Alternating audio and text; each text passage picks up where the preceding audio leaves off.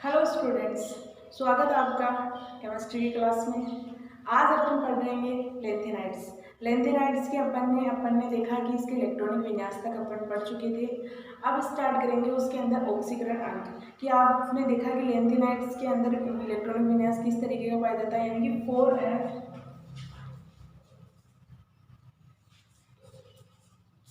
4f5d6s के अंदर पाया जाता है ना। इलेक्ट्रॉन्स इसी के अंदर रहेंगे आपके। s तो आपका क्या फुल रहेगा, लेकिन और जो इलेक्ट्रॉन रहेंगे आपके इसमें क्या होगा, 1 होगा या 0 इलेक्ट्रॉन होगा। और इसमें 1 से आपकी कितना होगा, 14 इलेक्ट्रॉन प्रेजेंट होंगे। ओके, तो इस तरीके से अपन पिछले लेक्चर में अपन ने देखा कि लेंथेनाइड्स का इलेक्ट्रॉनिक विन्यास किस तरीके से होता है। अपन ने लेंथेनाइड्स याद भी कर लिए थे, किस तरीके से अपन याद कर सकते हैं। आज अपन पढ़ेंगे उसकी ऑक्सीकरण संख्या।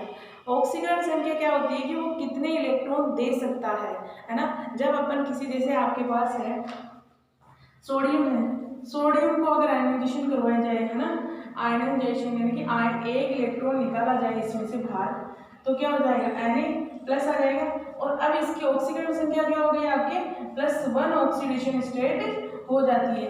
इसी तरीके से लेंथेनाइड्स में भी क्या होता है, इनकी ऑक्सीकरण संख्या देखी जाती है। लेकिन अभी तक अपन ने जितने पढ़े, जैसे डी ब्लॉक के एलिमेंट्स पढ़े, उनमें क्या है, विभिन्न प्रकार की ऑक्सीकरण अवस्थाएं शो करते हैं वो एलिमेंट्स। जबकि आपके एल ब्लॉक के एलिमेंट्स में ऐसा कुछ नहीं होता है। एल ब्लॉक के एलिमेंट्स केवल +3 ऑक्सीडेशन स्टेट शो करते हैं, जो सबसे स्टेबल होती है।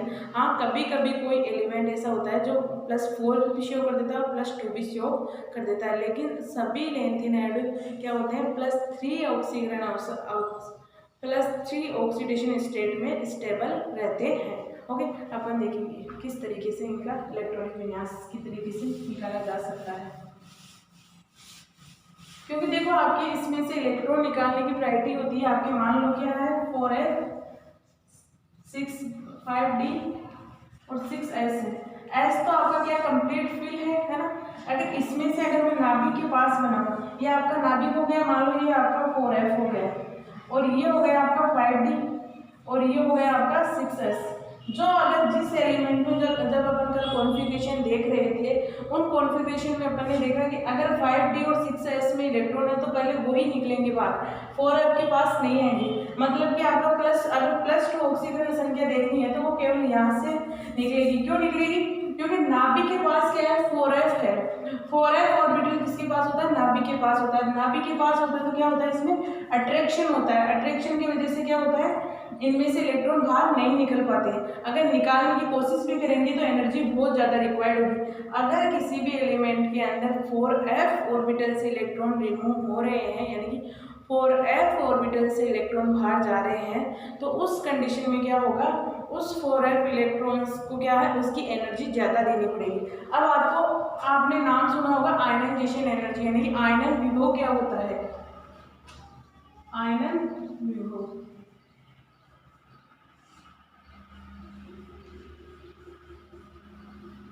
आयनन विभव भी बोल सकते हैं या ऊर्जा भी बोल सकते हैं।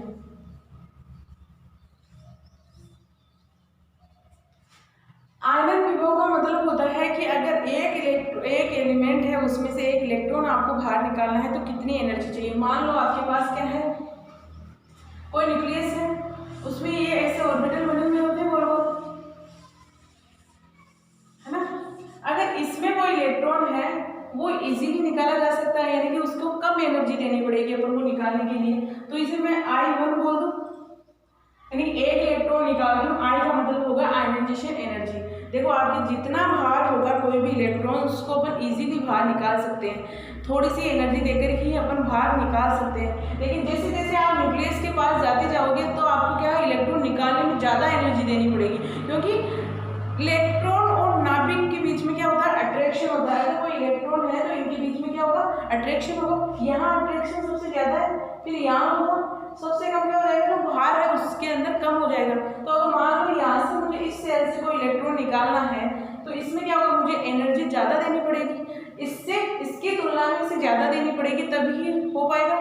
तो तो इसमें क्या होता है कि आपके बाहर जैसे 4s है, 6s2 है, तो इसमें से इलेक्ट्रॉन जल्दी बाहर निकल जाते हैं, 2 इलेक्ट्रॉन तो यहाँ से बाहर निकल जाते हैं। अगर जिसके इलेक्ट्रॉनिक विन्यास के अंदर D1 में इलेक्ट्रॉन है, यानी D1 होगा या 0 होगा, अगर 1 इलेक्ट्रॉन है वो भी इजीली बाहर निकल जाएगा। लेकिन 4 में से एक इलेक्ट्रॉन तो बाहर निकल सकता है, मान लो किसी में से एक इलेक्ट्रॉन बाहर निकलेगा, वो थोड़ा इजीली निकल सकता है।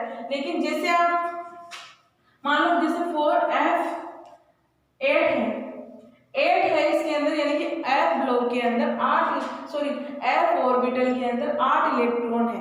इन 8 इलेक्ट्रॉन में से आप एक इलेक्ट्रॉन ही बाहर निकाल सकते हो। अगर एक इलेक्ट्रॉन बाहर निकाल दोगे तो क्या बन जाएगा आपके पास 4f7 बन जाएगा। तो 4f7 के अंदर 7 क्या है, ये हाफ फील्ड ऑर्बिटल है। जब जब अपन कभी भी किसी का विन्यास देखते हैं, या तो अपन देखते हैं कि कोई ऑर्बिटल क्या होगा, पूरा खाली होगा, या क्या होगा हाफ फील्ड होगा, यानी कि उसमें आधा भरा हुआ होगा, या क्या होगा कि उसके अंदर पूरा भरा हुआ होगा।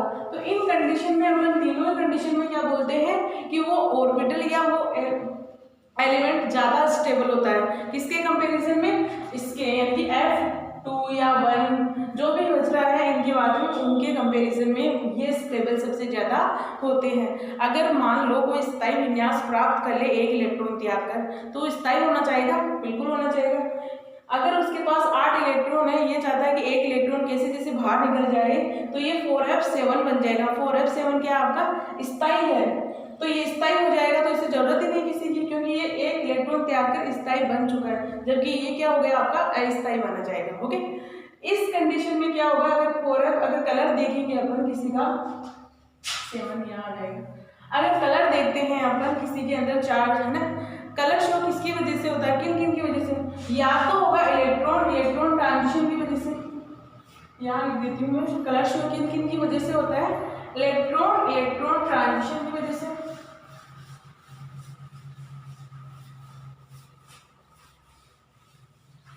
जब जब अपन कलर की बात करते हैं, किसी के अंदर कलर क्यों आता है, तो वो कलर बताने के लिए अपन कोई ना कोई थ्योरी यूज करते हैं ना। एक होती है आपके डी ट्रांजिशन भी बोल सकते हैं ना, जो अपने पास, अब डी ट्रांजिशन तो अपन किस में बोलेंगे, ट्रांजिशन एलिमेंट्स में है ना, जो भी संक्रमण धातुएं होगी उन्हीं के अंदर पॉसिबल है डी ट्रांजिशन। जबकि आपका ये तो क्या हो गया, एफ ब्लॉक आ गया, तो एफ ब्लॉक में क्या हो जाएगा, एफ ट्रांजिशन होगा, एफ ट्रांजिशन है ना, एफ ट्रांजिशन। लेकिन एफ ट्रांजिशन बोलने से पहले अपन इसे क्या बोल सकते हैं, इलेक्ट्रॉन ट्रांजिशन बोल सकते हैं, ट्रांजिशन बोल सकते हैं।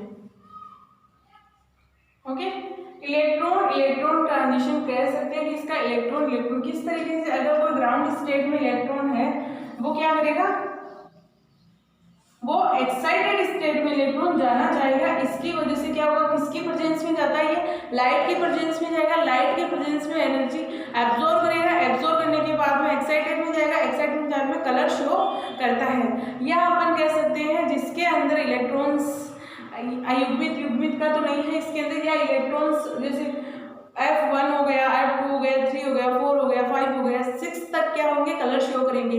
जैसे ही अपन F7 में जाते हैं वो कलर शो नहीं करता है, क्योंकि हाफ फील्ड होता है, मोस्ट स्टेबल होता है, तो वो कलर शो नहीं करता है। ओके, ये आपका कंप्लीट हो गया। अब मैं बोल रही थी ऑक्सीकरण अंक देखेंगे कि इसमें कितना ऑक्सीकरण अंक आएगा, यानी कि उसकी ऑक्सीडेशन स्टेट कितनी आएगी एफ ब्लॉक एलिमेंट्स की। एफ ब्लॉक एलिमेंट्स की +3 ऑक्सीडेशन स्टेट सबसे स्टेबल होती है। अपन बोल सकते हैं कि लेंथ है ना, एन से रिप्रेजेंट कर सकते हैं, +3 ऑक्सीडेशन स्टेट शो करते हैं, और वो क्या होती है, मोर स्टेबल होती है। जितनी भी ऑक्सीजन, अगर आप 4 और +2 के कंपेयर करोगे इनसे, तो इनसे स्टेबल होती है +3 ऑक्सीडेशन स्टेट, तो अपन बोल सकते हैं more stable oxidation state. Okay, तो अब बस ऑक्सीकरण संख्या में कुछ ज्यादा नहीं है आपके। अब अपन अगर कोई इसे थ्योरी के अंदर समझाएंगे किस तरीके से, अपन ने कहा कि इसमें +3 स्टेबल होगा, क्योंकि आपके जब 6s ऑर्बिटल से इलेक्ट्रॉन निकाले जा सकते हैं, क्योंकि उनमें अट्रैक्शन बहुत कम होता है। नाभिक और ऑर्बिटल इलेक्ट्रॉन्स के बीच अट्रैक्शन कम होता है, s ऑर्बिटल से इलेक्ट्रॉन्स बाहर निकाले जा सकते हैं। अगर फिर d के अंदर कोई इलेक्ट्रॉन्स है तो वो भी बाहर निकाले जाते हैं, लेकिन जैसे जैसे 4f से इलेक्ट्रॉन निकालेंगे तो एनर्जी ज़्यादा रिक्वायर्ड होगी। अब मैं बोल रही थी आपको कि मान लो आपके पास कोई नाभिक है, नाभिक के पास 4f, आयनाइजेशन ऊर्जा के बारे में बता रही थी, किसकी सबसे ज्यादा होगी, किसकी कम होगी। देखो आपके जितने भी लेंथेनाइड्स हैं उनके अंदर क्या होता है कि आयनन विभव सबसे ज्यादा होता है, यानी आयनन ऊर्जा सबसे ज्यादा होती है। कंपेयर करें किससे, डी ब्लॉक या पी ब्लॉक से अगर कंपेयर किया जाए तो आपके लेंथेनाइडों के अंदर सबसे ज्यादा आयनन ऊर्जा होती है। ओके, तो यहाँ होती है, तो अपन बोल सकते हैं अगर मान लो ये नाभिक है, नाभिक में से यहाँ से 6s हो गया, ये 5d हो गया और 4f हो गया। अगर मैं यहाँ से इलेक्ट्रॉन निकालूंगा तो जल्दी निकल जाएगा, यानी मान लो यहाँ 2 इलेक्ट्रॉन है, वो दोनों जल्दी निकल जाएंगे। एक इलेक्ट्रॉन को तो अपन इजीली निकाल देंगे, थोड़ा एक इलेक्ट्रॉन होगा वो थोड़ा उससे थोड़ी ज्यादा एनर्जी चाहिए, तो इसे मैं I1 बोल दूँ, इसे I2 नहीं बोल दूँ। अगर आपके डी के अंदर इलेक्ट्रॉन है तो वो यहाँ से निकल सकता है बाहर, तो ये I3 हो गया। अगर किसी के अंदर इलेक्ट्रॉन नहीं है, डी के अंदर केवल F के अंदर है, तो F में से केवल एक इलेक्ट्रॉन बाहर निकाल सकते हैं ना, तो यहाँ से मैं एक इलेक्ट्रॉन बाहर निकाल देती हूँ, या इसे भी I3 ही बोल देती हूँ, I3 डैश बोल देती हूँ। अब अपन देखते हैं कि आयनन विभव किसका सबसे ज्यादा होगा, है ना, तो अपन बोलेंगे कि I1 का सबसे कम होगा, फिर I2 का होगा और I3 का होगा, यानी कि जब आयनन ऊर्जा देखी जाएगी तो I3 की सबसे ज्यादा होगी। I3 जो न्यूक्लियस के पास है, न्यूक्लियस के पास इलेक्ट्रॉन है, उसे निकालने के लिए अपन को एनर्जी सबसे ज्यादा देनी पड़ेगी। यहाँ आ जाएगा जैसे 300 किलोजूल प्रति मोल, और अगर I2 में लेंगे तो 350 के आसपास किलोजूल प्रति मोल हो जाएगा, और I3 के अंदर यहाँ चाहिए होता है आपको 500 किलोजूल प्रति मोल। अब आपके बात आती है कि आयनन विभव है ना किस तरीके से, यानी कि किस में ज्यादा होगा, लेफ्ट से राइट में जाएंगे तब ज्यादा होगा या कम होगा, वो देखेंगे अपन। अब आपको पता होनी चाहिए कि लेंथेनाइड्स की साइज किस तरीके से बढ़ती है या घटती है। आपने देखा कि किसी भी परमाणु क्रमांक बढ़ने पर अपन बताते हैं कि उसकी साइज भी बढ़ रही है।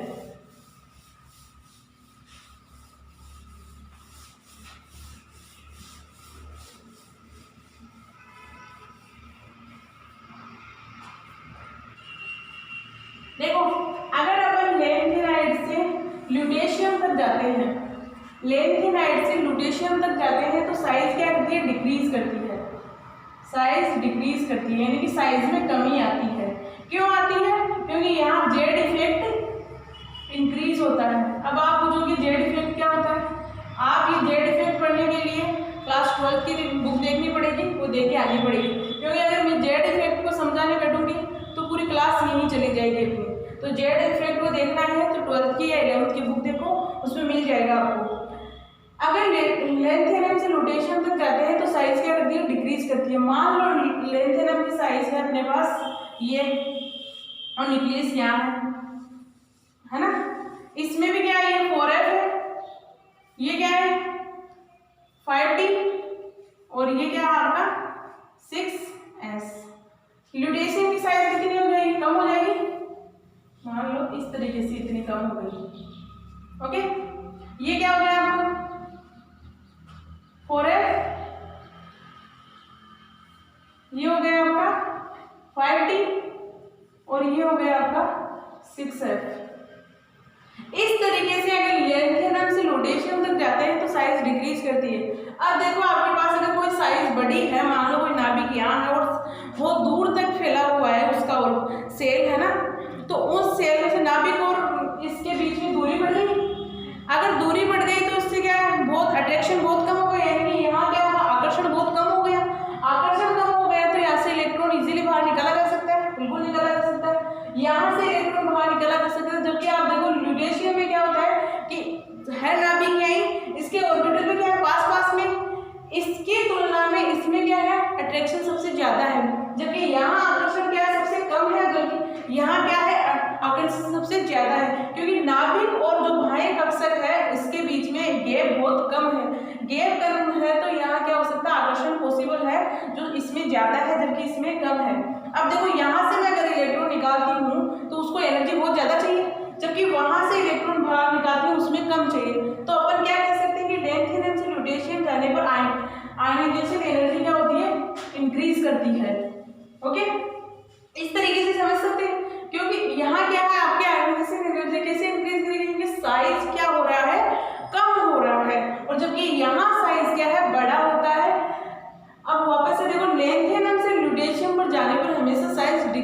करता है, ना कि इंक्रीज करता है। ओके, तो इस कॉन्सेप्ट से अपन समझ सकते हैं कि आपके आयनाइजेशन एनर्जी किस तरीके से इंक्रीज करेगी या डिक्रीज करेगी। अब मैं बोल रही थी इसमें से +3 इलेक्ट्रॉन तो बाहर निकाले जा सकते हैं, लेकिन कुछ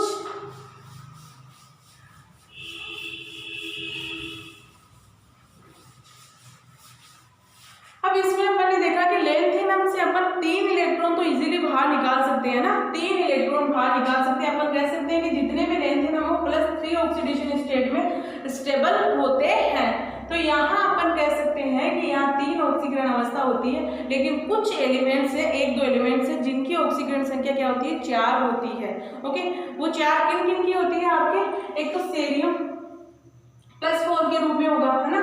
इसमें किस तरीके से होगा, ये किसमें आता है आपके 4F0 5D 1 6S2, इसमें भी एक इलेक्ट्रॉन आ जाएगा आपका, है ना।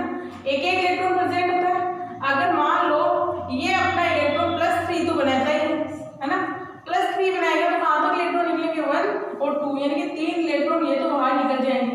लेकिन आपके मानो अभी 4F1 बचता है अभी इसके इस ऑक्सीकरण संख्या के अंदर।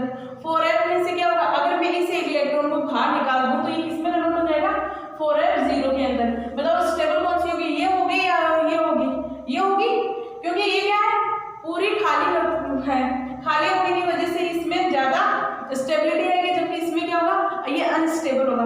तो मैंने पहले भी कहा है कि कोई भी स्पीसीज हो या कोई भी मॉलिक्यूल हो, वो अपने आप को स्थायी करना चाहता है, कैसे भी करे, इलेक्ट्रॉन त्याग के करे या इलेक्ट्रॉन ग्रहण करके, वो केवल स्टेबल होना चाहता है। स्टेबिलिटी के साथ साथ अपन स्टेबिलिटी को किस तरीके से देखते हैं, अगर जिसकी एनर्जी सबसे कम होती है वो स्टेबल सबसे ज्यादा होता है। तो यहाँ 4F0 क्या किया मैंने, 4F1 से एक इलेक्ट्रॉन और बाहर निकाल दिया, और इसमें 4F1 से इलेक्ट्रॉन बाहर निकालने पर अपने पास क्या हुआ कि 4F0 कॉन्फ़िगरेशन प्राप्त हो गई। 0 कॉन्फ़िगरेशन प्राप्त हो गई तो ये स्टेबल हो गया, क्योंकि ये आपका क्या है, पूरा ही खाली है। यानी कि अपन कह सकते हैं 4F0 5D0 और 6S0 प्राप्त हो गया अपन को। इसी तरीके से अपने पास क्या है, Tb4+। Tb4+ में क्या होता है आपके, इसमें हो गया ये। अब आपके आता है Tb4+, इसमें भी ये है कि इसका कॉन्फ़िगरेशन क्या होता है आपके पास, 4F9 6S 4F5D0 और 6S2। ये क्या चाहिए, यहाँ से 3 इलेक्ट्रॉन बाहर निकल सकते हैं आपके, कैसे, अगर मैं Tb+3 बनाती हूँ, Tb+3 बनाती हूँ तो क्या हो जाएगा, कैसे इसका इलेक्ट्रॉनिक विन्यास क्या होगा आपके, 4F8 6 5D0 और 6S ये 0, यही प्राप्त होगा।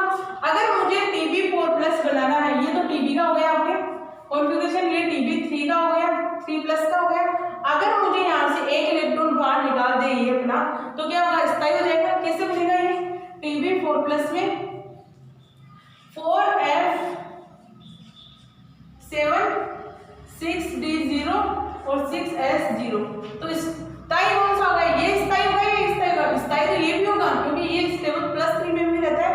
लेकिन कॉन्फ़िगरेशन अगर ऑक्सीकरण अंक देखा जाए तो ये 4+ भी स्टेबल है ना। तो इसमें क्या हो गया, ये हाफ फील्ड हो गया, ये आपका क्या हो गया, हाफ फील्ड हो गया। हाफ फील्ड हो गया तो क्या हो गया, स्टेबल हो गया, स्टेबिलिटी ज्यादा आ गई इसके पास। इसकी तुलना में ये Tb4+ ज्यादा स्टेबल होती है किसकी तुलना में, Tb3+। अगर नॉर्मली अपन पूछें या नॉर्मली अपन बोले कि आपके पास कोई लेंथेनाइड्स है, लेंथेनाइड्स के अंदर ऑक्सीकरण संख्या कितनी होती है, तो आप क्या बोलोगे, +3 होती है। यही बोलना है आपको, +3 होती है। लेकिन अगर आपको बोला जाए कि Tb4+ में देखा जाए, तो अब बताओ कि इसमें Tb के अंदर अगर ऑक्सीकरण संख्या पूछा जाए कि कितनी ज़्यादा होगी, कितनी किस्में होगी और स्टेबल कौन सी होगी, उस कंडीशन में आपको बताना है कि +4 ऑक्सीकरण सबसे ज़्यादा स्टेबल होती है। क्यों होती है, क्योंकि इसमें क्या होता है, ये हाफ फील्ड हो गया, यानी कि आधा भरा हुआ कक्षक है। आधे भरे हुए कक्षक हमेशा क्या होते हैं, स्ट्रॉन्ग होते हैं या बोल सकते हैं स्टेबल होते हैं। तो आपके पास केवल 2 कंपाउंड ऐसे हैं जो, या 2 एलिमेंट ऐसे हैं जो +4 करते हैं। मैंने इनका रीजन भी बता दिया क्यों शो करते हैं, क्योंकि ये इससे अगर 4 इलेक्ट्रॉन बाहर निकालेंगे तो पूरा खाली हो जाएगा और किसकी तरह किसका इलेक्ट्रॉनिक विन्यास प्राप्त कर लेगा, ज़ेनॉन का इलेक्ट्रॉनिक विन्यास प्राप्त कर लेगा। और सबको पता है कि जितनी भी अक्रिय धातुएं या अक्रिय गैसें हैं वो क्या होती हैं, अक्रिय गैसें, है ना, वो सबसे ज़्यादा स्टेबल होती है कंपेयर करें अदर एलिमेंट से। जितने भी एलिमेंट्स हैं उनके अंदर स्टेबिलिटी नहीं देखी जाती है, उनके जितने भी ज़ेनॉन, नियॉन, क्रिप्टॉन, इनमें क्या होता है कॉन्फ़िगरेशन या अगर देखा जाए इनका इलेक्ट्रॉनिक विन्यास वो फुल फिल होता है, यानी पूरा भरा हुआ होता है। इसकी वजह से वो ज़्यादा स्थायी होती है। किसी भी एलिमेंट की तुलना करते हैं अगर कि स्थायी कौन है तो ये अपने पास क्या हो गया, यहाँ ज़ेनॉन का प्राप्त कर लिया, मतलब कि ये क्या हो गया, स्थायी हो गया आपके। अब Tb4+ में भी देख लिया कि अपन में अपने पास क्या हो गया, हाफ फिल प्राप्त हुआ, तो ये भी स्थायी हो गया। अब देखते हैं कि अपने पास +3 ऑक्सीजन संख्या तो है, +4 भी देख लें कि किसकी है सबसे ज़्यादा और किन किन में पाई जाती है। अब अपन देखेंगे कि +2 ऑक्सीकरण किन किन में होती है ना। +2 ऑक्सीकरण संख्या आपकी किस में होती है, यूरोपियन में होती है। यूरोपियन में क्या होता है आपके, 1 मिनट में डाके लिख देती हूँ मैं।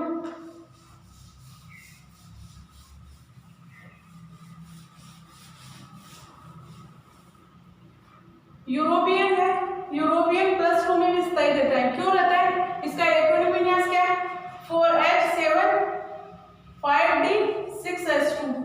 अगर मान लो इसमें से मैं +3 ऑक्सीकरण करती हूँ, इसका यूरोपियन +3 करती हूँ तो इसका इलेक्ट्रॉनिक विन्यास क्या हो जाएगा, 4H, सॉरी ये यूरोपियन का ही है, ये यूरोपियन +2 का जाएगा आपके यहाँ अगर मैं यहाँ से 3 इसका अगर मैं देखूं कि इसकी ऑक्सीकरण संख्या +3 कर दूं यूरोपियन की, तब इसका इलेक्ट्रॉनिक विन्यास क्या होगा, 4F6 5D0 6S0, यही होगा। और अगर मुझे यूरोपियन +2 में करना है तो इसका इलेक्ट्रॉनिक विन्यास क्या होगा, 4F7 5D0 6S0, यही होगा। अब आप देखिए पता लगा सकते हो कि इसमें सबसे ज्यादा स्थायी कौन सा होगा, ये होगा, क्योंकि यहाँ क्या है कि यहाँ से अगर मेरे पास हाफ फिल्ड इलेक्ट्रॉन है, पूरे 7 इलेक्ट्रॉन भरे पूरे हैं, इसमें से एक इलेक्ट्रॉन क्या किया अपने बाहर निकाल दिया, 1 2 3 4 5 6 7, ओके, 1 2 3 4 5 6 7 में से यहाँ अगर मैं इससे इलेक्ट्रॉन निकालती हूँ, ये क्या हाफ फील्ड है, यानी अर्ध पूरी भरा हुआ है ना, ऐसे बोला जाता है। हाफ फील्ड ऑर्बिटल में से अगर एक इलेक्ट्रॉन बाहर निकाला जाता है तो उसे ज्यादा एनर्जी देनी पड़ती है, क्योंकि बहुत ज्यादा एनर्जी चाहिए इस इलेक्ट्रॉन निकालने के लिए। अगर इलेक्ट्रॉन निकालने के लिए ज्यादा एनर्जी चाहिए तो अगर मैं यहाँ से एक इलेक्ट्रॉन निकाल भी देती हूँ तो क्या हो जाएगा, अस्थायी हो जाएगा। जबकि यहाँ पे यूरोपियन +2 के अंदर क्या हो जाएगा, ये 2 इलेक्ट्रॉन बाहर से निकालने, जो किससे 6s2 में दोनों इलेक्ट्रॉन बाहर पड़े हुए हैं, उन्हें निकाल दो बाहर और ये कॉन्फ़िगरेशन प्राप्त हो जाएगी, जो कि आपकी क्या है, स्टेबल है। इस तरीके से अपन देखते हैं कि किसके अंदर +2 होगी, +3 होगी या +4 होगी। अब आपके +2 और किसमें होती है, Yb2+ के अंदर। Yb2+ आपका जो है उसमें इलेक्ट्रॉनिक विन्यास कैसा होता है आपका, 1 मिनट में वापस बना देती हूँ।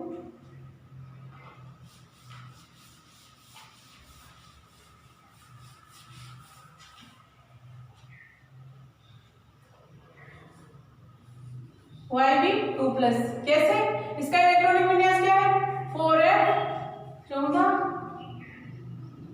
5D0 6S2। अब बताओ इसमें से अगर 3 इलेक्ट्रॉन बाहर निकालती हूँ, ये तो पूरा भरा हुआ है, नहीं देगा अपना इलेक्ट्रॉन, देगा पर बहुत ज्यादा एनर्जी लगानी पड़ेगी अपन को।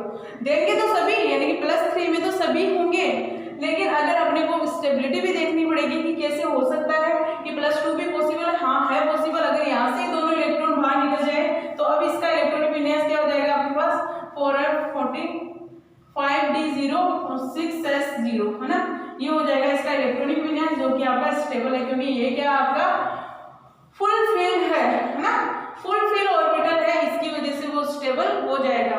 इस तरीके से अपन देखते हैं कि इनमें ऑक्सीडेशन स्टेट कैसे देखी जाती है। अब मैं आपको थोड़ा सा और समझा देती हूँ।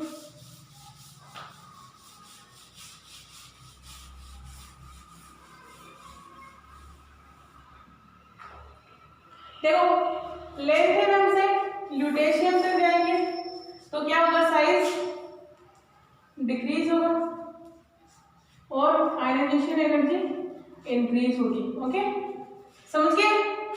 और अगर अपन इनका ऑक्सीडेशन स्टेट देखी जाए तो मैं किस तरीके से लिखती हूँ, 3 भागों में बांट दो इसे। लेंथेनम एल, देखो लेंथेनाइड को एल एन से रिप्रेजेंट किया जाता है। एल एन 3+ स्टेबल है, सबकी होगी, ऑल एलिमेंट्स की।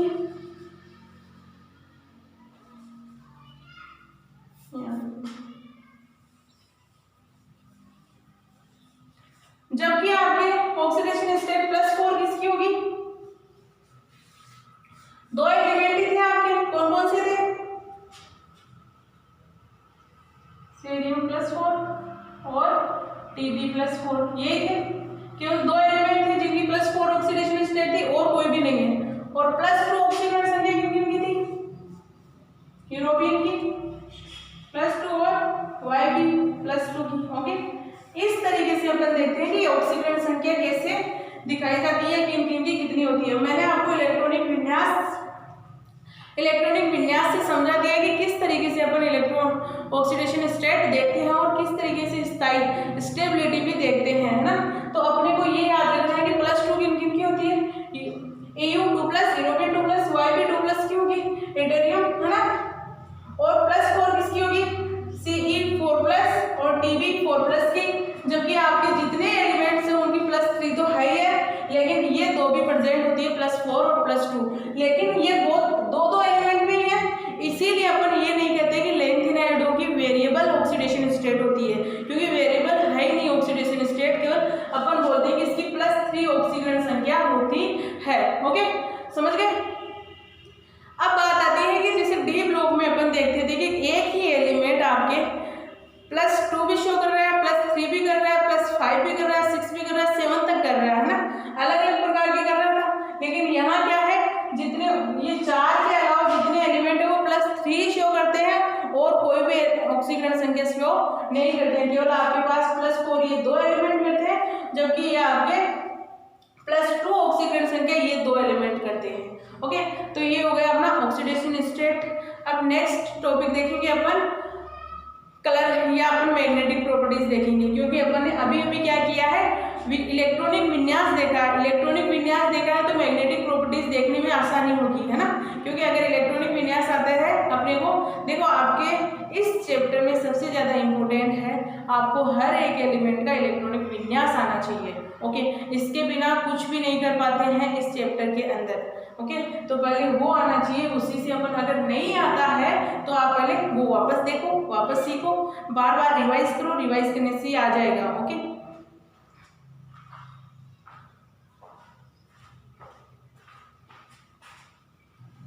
हाँ, मुझे आपको एक चीज और बतानी है इसमें ना, वो आपके इम्पोर्टेंट रहेगी। कैसे, अगर आपसे पूछा जाए डी ब्लॉक एलिमेंट और एल ब्लॉक एलिमेंट में से सबसे ज़्यादा साइज किसकी होगी, है ना। आपने देखा कि लेंथेनम से ल्यूटेशियम तो जो डिक्रीज कर रही है, आप बताओगे कि मैम डी ब्लॉक के एलिमेंट्स की साइज सबसे ज़्यादा होगी जबकि ए ब्लॉक के कम होगी। ये नहीं होगा, आपके क्या होंगे, ट्रांजिशन एलिमेंट्स होंगे।